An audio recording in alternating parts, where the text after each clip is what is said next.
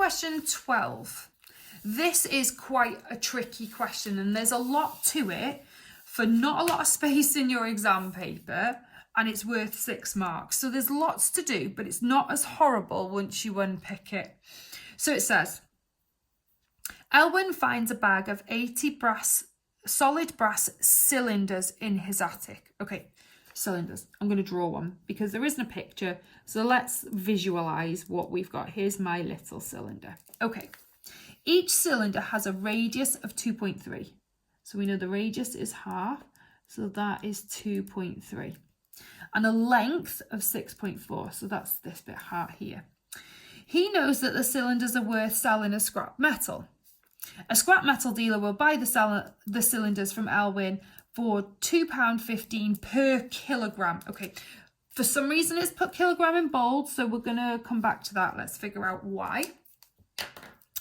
Right, this is the horrible bit, but I'm going to show you how to make this nicer. It says the density of the brass is 8.3 grams per centimetres cubed. Okay. How much will the scrap metal dealer pay Elwyn for the 80 cylinders? Now, this is the bit that lots of people forget about, that there are 80 of them. Okay, so it says, so we're working out the cost. So that links to this part here. So £2.15 per kilogram. So we've clearly got to work out the weight of the 80 cylinders. Okay, so that's what we need to do. Right. Let's look at this, density. So it says the density of the brass is 8.3 grams per centimetres cubed. Okay, this part here and this line here, it just means divide. Okay, so this is the density. Okay, so that's that bit, equals grams. Grams is the weight, divided by, well, centimetres cubed. We all know that centimetres cubed is volume. So we've broken it down so that now we know the formula, and I don't need to learn anything. I just use the units that are given to me. So the density is 8.3. The weight is what we've got to work out.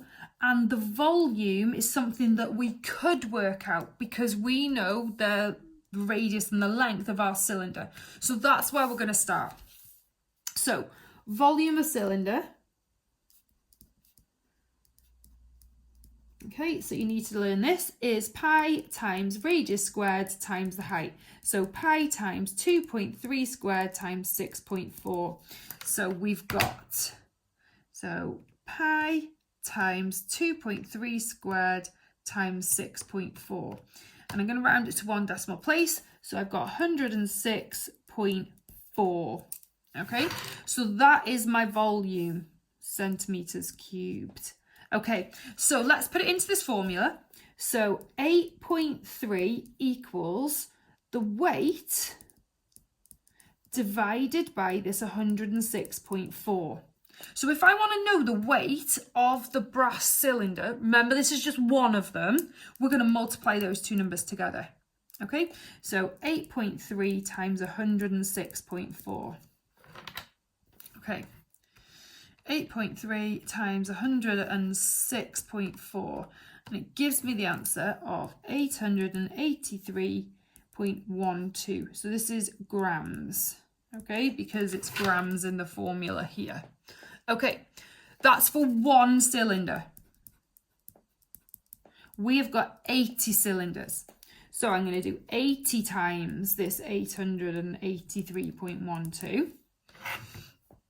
So times that by 80 gives me 70,649.6, okay, grams. Right, that's the weight of the 80 cylinders. A scrap metal dealer will buy cylinders from Elwyn for £2.15 per kilogram. So I've got to change this into kilograms. That's where this is important. So there are 1,000 grams in a kilogram.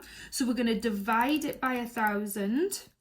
okay, which is 70.6496 kilograms. So that's how much weight we've got. If they buy it for £2.15, we're going to times that by £2.15. See what I mean? There's not a lot of space for a lot of work in this question. So I'm going to divide that by 1,000, and then I'm going to times it by £2.15, and it gives me the answer of £151. Now this is about money, and 90 pence. So I've rounded it to the nearest whole number. Okay. Okay. Question 13.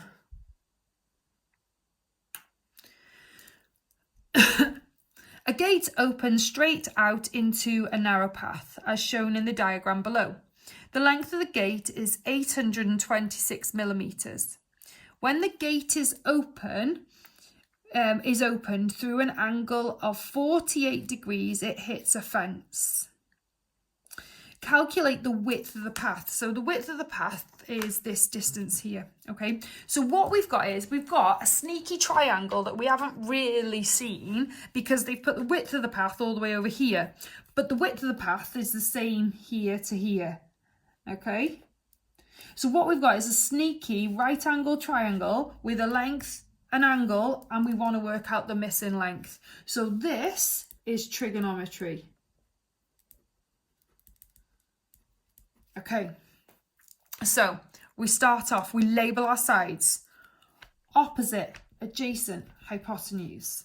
We don't want the adjacent because we're working out the opposite and we are finding the hypotenuse. So we're going to choose which part of SOHCAHTOA we're going to do. So SOHCAHTOA. So if we're working with O and H, it's the SO part, okay? So SO is sine equals O over H. Sine always goes with the size of the angle, so sine 48 equals O, we don't know. H we know is 826. When we're working out the top, we times sine 48 times by 826. Be careful when you put it in your calculator. It's going to automatically open up a bracket. So let's have a look. So sine, look, there we go. It's opened a bracket 48. So we must close the bracket here and then times it by 826. And it gives me the answer of 613.8. And we're in millimeters. It says then for part B, the length of the gate is 826 millimeters, correct to the nearest millimeter. What is the least possible length for this gate? So what it means is this has been rounded to 826. The number has been rounded. Okay, so we've got 826. The number previous is 825. The number after is 827. Right. It's been rounded to this number. We're talking about the least, so we're going to go this way. So what's the smallest it could possibly go before it would round down to 825? Well, if we go back, so we've got 825.9, 0.8, 0.7, 0.6, 0.5, 0.4, and so on. 0.4 would round down to that one. So it's at 0.5.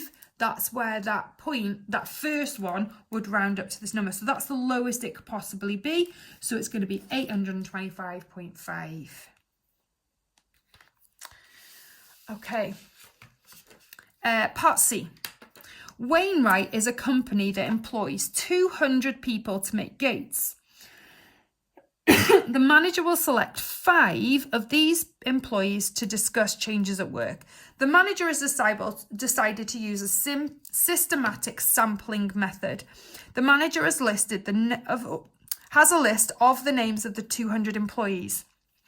There are 200 rows of names in a list. When using systematic sampling, where in the list should the manager start? the selection of the 5 employees. So tick one box. So the 5th name in the list, the last person, the first, a randomly chosen, a number, a name by any multiple of 5. It's always a randomly chosen name. Okay, so the first person is a random choice. Right.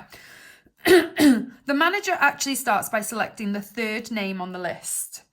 Complete the table below to give the position in the list of the 5 employees who are selected.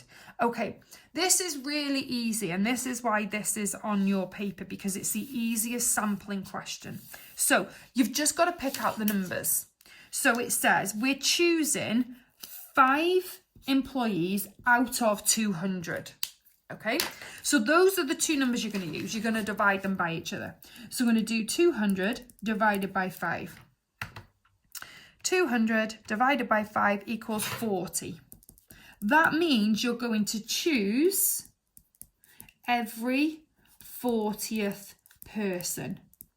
So you're going to start on the 3rd person, and then you're going to go to every 40th person after that. So it will be the 43rd person, then the 83rd person, and then the 123rd person, and then the 163rd person. So you just add 40 every time, and you will get your systematic sample.